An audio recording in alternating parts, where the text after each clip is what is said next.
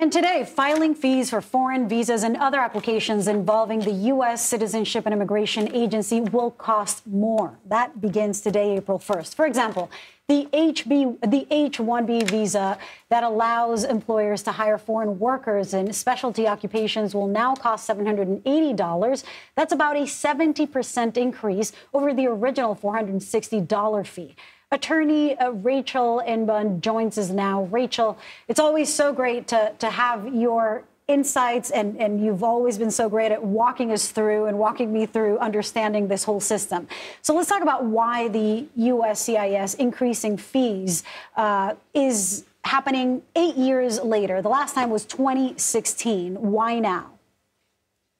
That's correct. The reason that fees are being increased is because we have a really bad backlog problem at USCIS. So the government is hoping that these fee increases can actually increase production, lower the cost of doing business, and help get through that backlog, as well as prevent any backlogs that might happen in the future.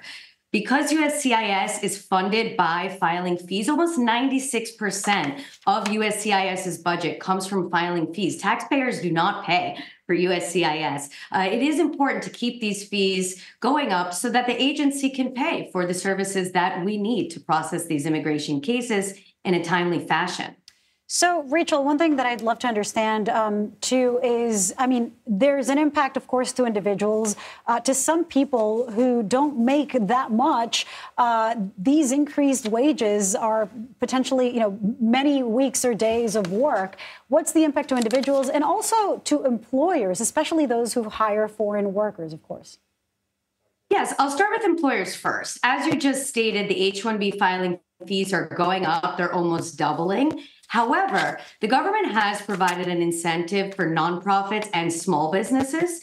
Those types of companies with 25 employees or less will actually pay 50% of the new fee, whereas the larger, bigger corporations will have to pay the increased fee. You'll also should note that work permit filing fees are going up. So whereas it used to be $410 for a government work permit, it is now going up to $520. So if you have DACA, it will no longer be $495, it will now be $520. So work permits are going up, as well as the expenses for the employers. And what is the expected impact this will have in that already overwhelmed immigration services system? I mean, would you suspect that the, I guess, $1 billion or so that they're trying to make from this difference is going to actually change the system? I sure hope so. But one thing that they're doing is they're also trying to incentivize online filings by providing a $50 discount for anyone that files their application online. They're stating that filing it online will provide more efficient electronic services, that USCIS is saying that the adjudication process, intake, storage of data will all be improved if more and more people start to file their cases online.